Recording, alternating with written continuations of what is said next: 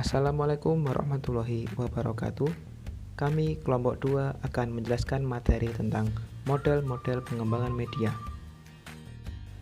Dan berikut ini adalah anggota kelompok 2 yang akan menjelaskan materi. Model pengembangan 4D. Yang pertama yaitu pendefinisian, yang kedua perancangan, yang ketiga pengembangan, dan yang keempat adalah penyebarluasan. Baik teman-teman, di sini saya akan menjelaskan tentang tahapan model pengembangan 4D. Tahap yang pertama yaitu tahap define atau pendefinisian. Mungkin teman-teman sudah ada yang mengetahui kegiatan apa saja sih yang dilakukan pada tahap ini. Nah, jika teman-teman sudah ada yang mengetahui, yuk kita bahas bersama-sama. Nah, di dalam tahapan pendefinisian atau define ini, dilakukan untuk menetapkan dan mendefinisikan syarat-syarat pengembangan. Dalam model lain, tahap ini seringkali dinamakan dengan analisis kebutuhan. Tiap-tiap produk tentunya membutuhkan analisis yang berbeda-beda.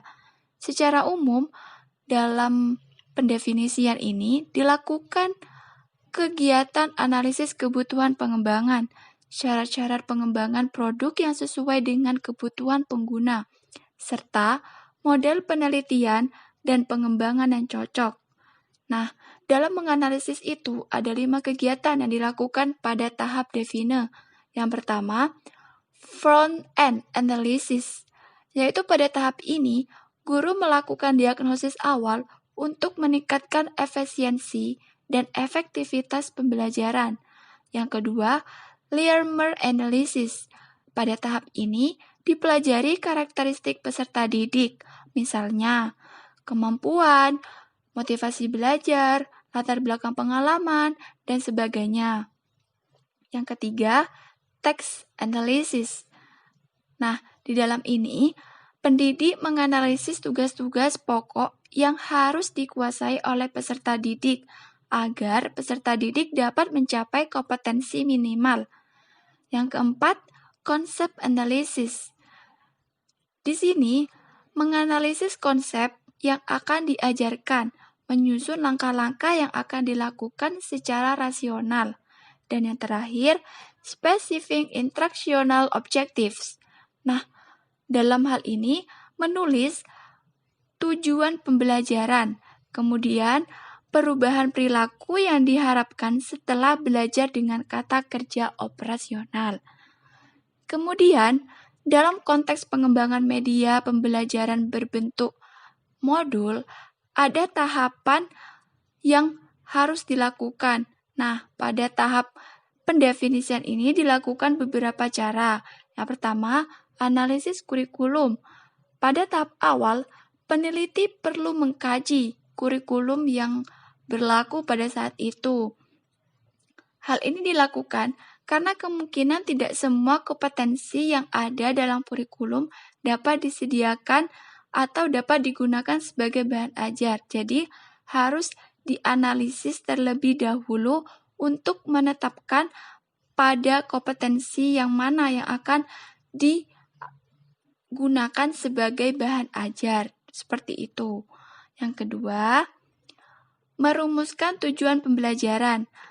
Sebelum menyusun bahan ajar, tujuan pembelajaran dan kompetensi yang akan diajarkan perlu dirumuskan terlebih dahulu. Hal ini berguna untuk membatasi sejauh mana pengembangan modul akan dilakukan. Yang ketiga, analisis karakteristik peserta didik.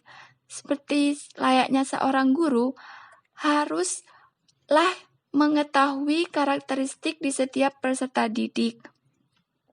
Hal ini digunakan agar peserta didik mampu menguasai atau memahami tentang buku ajar tersebut. Jadi, haruslah disesuaikan dengan kemampuan akademik atau kemampuan sikap serta hal-hal lain yang bersangkutan dengan karakteristik peserta didik itu sendiri. Kemudian yang terakhir atau yang keempat, yaitu analisis materi.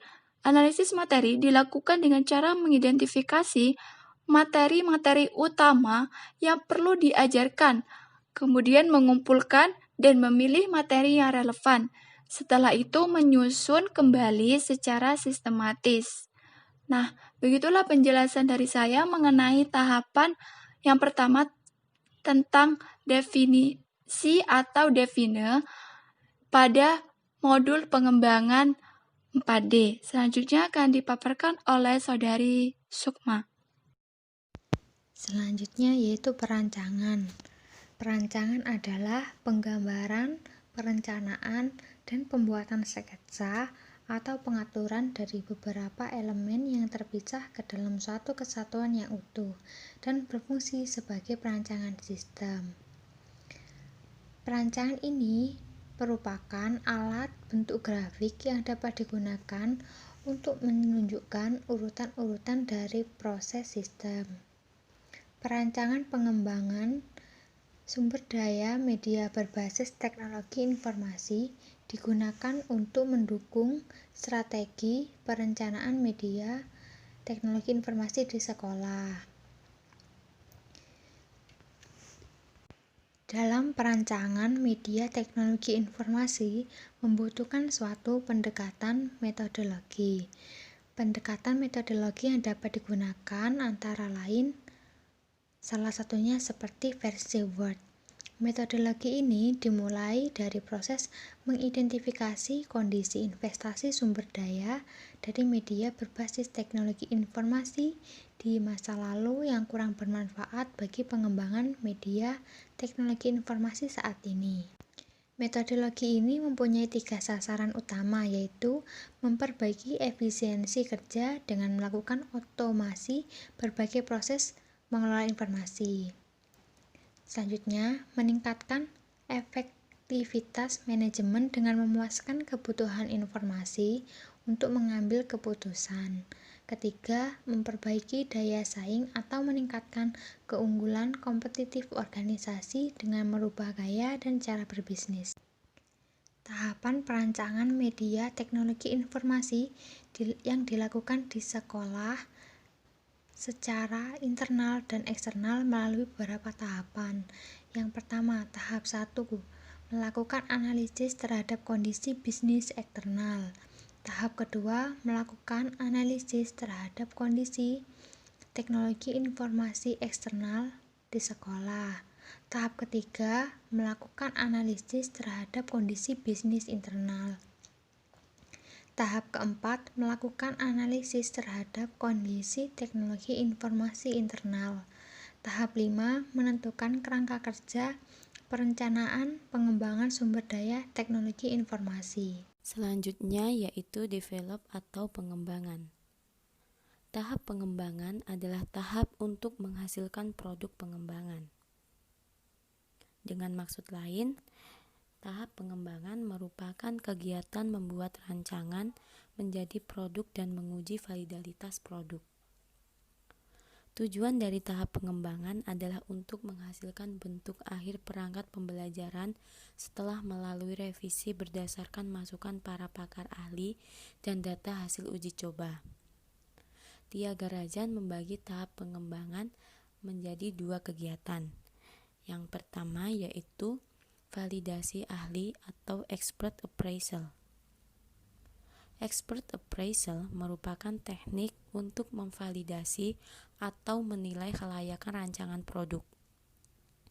Penilaian para ahli terhadap perangkat pembelajaran mencakup format, bahasa, ilustrasi, dan isi.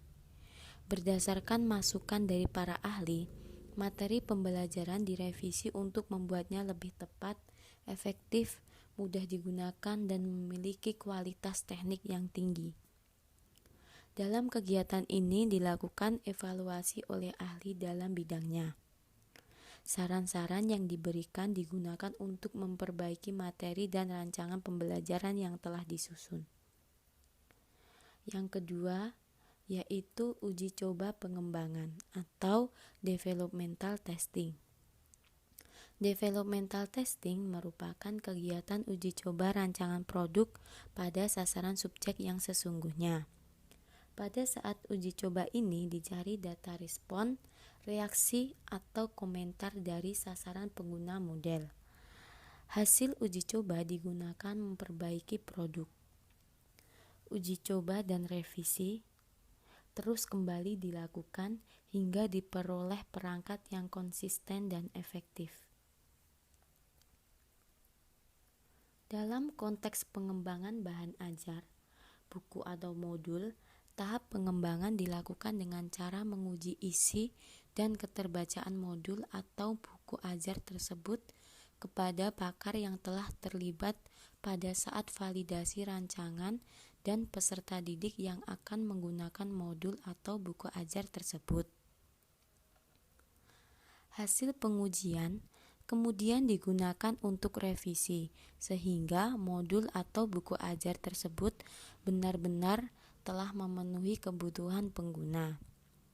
Untuk mengetahui efektivitas modul atau buku ajar tersebut dalam meningkatkan hasil belajar, kegiatan dilanjutkan dengan memberi soal-soal latihan yang materinya diambil dari modul atau buku ajar yang dikembangkan. Dalam konteks pengembangan model pembelajaran, kegiatan pengembangan dilakukan dengan cara menguji isi dan keterbacaan modul kepada pakar yang terlibat pada saat validasi rancangan. Tim ahli yang dilibatkan dalam proses validasi terdiri dari pakar teknologi pembelajaran atau ahli media dan pakar bidang studi pada mata pembelajaran yang dikembangkan atau ahli materi. Hasil pengujian kemudian digunakan untuk revisi, sehingga modul tersebut telah benar-benar memenuhi kebutuhan pengguna.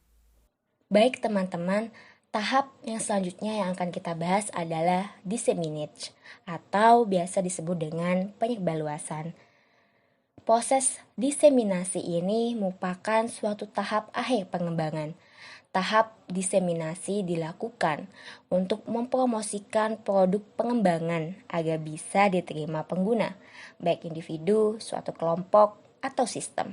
Menurut Tia Garajan dan kawan-kawan pada tahun 1974 mengatakan bahwa the terminal stage of final packaging, diffusion, and adoption are most important, also most frequently overlooked, yang dimana artinya adalah tahap akhir dari pengemasan akhir, difusi, dan adopsi adalah tahap yang paling penting meskipun tahap ini adalah tahap yang paling sering diabaikan. Tia Garajan 1974 membagi tahap disseminate ini dalam 3 kegiatan. Yang pertama adalah validation testing, yang kedua adalah packaging, dan yang ketiga adalah diffusion and adoption. Mari kita membahas kegiatan yang pertama, yaitu validation testing. Pada tahap validation testing ini, produk yang sudah direvisi pada tahap pengembangan akan diuji dalam hal keimplementasiannya. Apakah pengimplementasiannya tepat pada sasaran atau bahkan sebaliknya. Implementasian ini harus pada sasaran yang sesungguhnya. Implementasi ini dilakukan agar mencapai tujuan. Untuk mengetahui tercapainya tujuan implementasi ini, maka harus dilakukan pengukuran ketercapaian tujuan. Pengukuran ini dilakukan untuk mengetahui efektivitas produk yang dikembangkan. Setelah produk diimplementasikan, pengembang perlu melihat hasil pencapaian tujuan. Tujuan dari tahap ini adalah untuk mengetahui apakah produk yang sedang dikembangkan itu efektif atau tidak sebelum disebarluaskan. Maka tujuan yang belum dapat tercapai perlu dijelaskan solusinya, perlu dicari solusinya, sehingga tidak terulang kesalahan yang sama setelah produk disebarluaskan. Maka saat pada tahap ini kita harus melihat apakah terdapat kesalahan atau terdapat tujuan yang belum tercapai sehingga kita bisa mengetahui kesalahan apa sehingga kita bisa mencari solusi sehingga tidak terjadi kesalahan yang sama setelah produk tersebut disebarluaskan. Jadi sebelum produk tersebut disebarluaskan, setidaknya kita harus mengetahui apakah produk tersebut sudah efektif atau sudah mencapai tujuannya atau belum. Selanjutnya adalah packaging atau biasa kita sebut dengan pengemasan. Tahap ini adalah tahap yang harus dilewati selanjutnya setelah tahap validation testing. Tahap ini dilakukan supaya produk dapat dimanfaatkan oleh orang lain. Pengemasan model pembelajaran dapat dilakukan dengan mencetak buku panduan penerapan model pembelajaran. Tujuan dari tahap ini adalah mengemas produk agar dapat dimanfaatkan oleh orang lain sehingga orang lain dapat menggunakan produk ini dalam bentuk kemasan yang baik. Pengemasannya bisa dengan mencetak buku panduan penerapan model pembelajaran. Dan kegiatan yang terakhir adalah difusi dan diadopsi. Setelah buku dicetak, buku tersebut disebarluaskan supaya dapat diserap dan sampai pada sasaran yang tepat. Apabila pada tahap difusi ini berhasil, maka persebaran buku yang telah dicetak akan ditambah dan diperluas. Pada tahap ini, setelah buku yang dicetak dan diperluas, maka pengukuran penilaian ada pada tahap adopsi. Apakah buku tersebut dapat dipahami dan digunakan pada kelas mereka? Apabila berhasil, maka buku tersebut telah berhasil pengujiannya dalam ketiga tahapan ini. Artinya, pada tahap ini buku yang sudah dicetak tersebut disebarluaskan. Setelah disebarluaskan, kita dapat melihat apakah buku tersebut bisa digunakan dan dipahami pada mereka-mereka yang mendapatkan produk ini, yaitu buku yang telah dicetak. Jadi, apakah berhasil atau tidak buku tersebut dipahami dan digunakan pada kelas mereka? Apabila memang berhasil, itu artinya buku tersebut atau produk tersebut dapat dikatakan berhasil melalui ketiga tahapan ini. Tahap dissemination juga berlaku pada konteks pengembangan bahan ajar. Hal yang dilakukan dengan cara sosialisasi bahan ajar melalui pendistribusian dalam jumlah terbatas kepada pendidik dan peserta didik. Pendistribusian ini dimaksudkan untuk memperoleh respon, umpan balik juga terhadap bahan ajar yang telah dikembangkan. Apabila respon sasaran pengguna bahan ajar sudah baik, maka baru dilakukan pencetakan dalam jumlah banyak dan pemasaran supaya bahan ajar itu digunakan oleh sasaran yang lebih luas. Yang artinya di mana sebelum bahan ajar tersebut digunakan oleh pendidik dan peserta didik, maka kita harus melakukan pengujian terhadap bahan ajar tersebut. Apakah bahan ajar tersebut sasarannya sudah tepat atau belum? Maka dilakukan sosialisasi terlebih dahulu. Sosialisasi bahan ajar melalui pendistribusian terlebih dahulu dengan jumlah terbatas. Apabila memang pendistribusian ini mendapatkan respon yang baik, mendapatkan umpan balik yang baik, artinya mereka memahami bahan ajar atau bahan ajar itu sesuai dengan sasarannya, maka bahan ajar ini memang wajib dikembangkan. Jadi dikatakan berhasil apabila respon sasaran pengguna bahan ajar ini baik dan akan dilakukan pada tahap pencetakan dalam jumlah banyak dan pemasaran yang luas sehingga bahan ajar ini dapat digunakan oleh sasaran yang tepat dan juga sasaran yang lebih banyak. Untuk kepentingan diseminasi ini, Tia Galajan dan kawan-kawan menetapkan kriteria keefektifan diseminasi, yaitu yang pertama adalah clarity, yang dimana information should be clearly stated with a particular audience in mind, yang dimana artinya kejelasan, dibutuhkan kejelasan. Informasi harus dinyatakan dengan jelas, dengan sejelas-jelasnya. Yang kedua adalah validity. The information should present a true picture, yang artinya keabsahan. Informasi tersebut harus menyajikan gambaran yang benar. Dilihat dari keabsahan apakah gambaran tersebut benar atau tidak. Yang ketiga adalah pervasiveness, yang artinya the information should reach all of the intended audience, yang dimana informasi harus menjangkau semua audiens yang dituju. Yang keempat adalah impact. The information should evoke the desired response from intended audience. Dampak.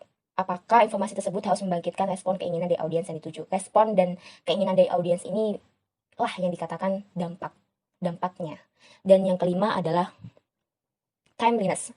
The information should be disseminated at the most opportune time. Artinya ketepatan waktu, yang dimana informasi memang harus disebarluaskan pada waktu yang paling tepat. Dan yang keenam adalah practicality. The information should be presented in the form best fitted to the scope of the project, considering such limitation as distance and available resources. Artinya adalah kepraktisan, yang dimana informasi yang disajikan dalam bentuk yang paling sesuai dengan ruang lingkup proyek dan dengan mempertimbangkan batasan seperti jarak dan sumber daya yang tersedia. Keenam, kriteria keefektifan diseminasi ini memang sangat dibutuhkan agar pada tahap ini semua tahap terlewati dengan efektif dan bisa dikatakan berhasil. Maka memang harus melewati kriteria keefektifan diseminasi ini. Yang terakhir ialah tujuan pengembangan media 4D. Dalam pengembangan media 4D, diantaranya memiliki tujuan sebagai berikut. Yang pertama, menghasilkan produk pembelajaran. Seperti penjelasan sebelumnya, pengembangan media pembelajaran 4D bertujuan untuk menghasilkan sebuah produk pembelajaran. Produk pembelajaran ini digunakan guru untuk membantu menyampaikan materi, sehingga memudahkan siswa untuk memahami materi yang dijelaskan tersebut. Yang kedua ialah menyempurnakan produk yang sebelumnya sudah ada. Jika sebelumnya guru sudah mempunyai produk pembelajaran yang dapat membantu kegiatan pembelajaran tersebut, maka dengan adanya pengembangan 4D ini dapat menyempurnakan media tersebut dengan metode-metode yang dijelaskan di awal. Metode tersebut meliputi define, design, develop, dan disseminate. Dan untuk tujuan yang terakhir ialah menguji keefektifan produk. Sebuah produk pengembangan yang dimiliki oleh setiap guru terkadang belum bisa dikatakan efektif. Hal ini mungkin dikarenakan adanya beberapa kekurangan-kekurangan yang mempengaruhi media tersebut. Nah, dengan adanya pengembangan 4D ini dapat menguji keefektifan media tersebut. Jika dirasa kurang efektif, maka media tersebut dapat diperbaiki. Sekian, terima kasih.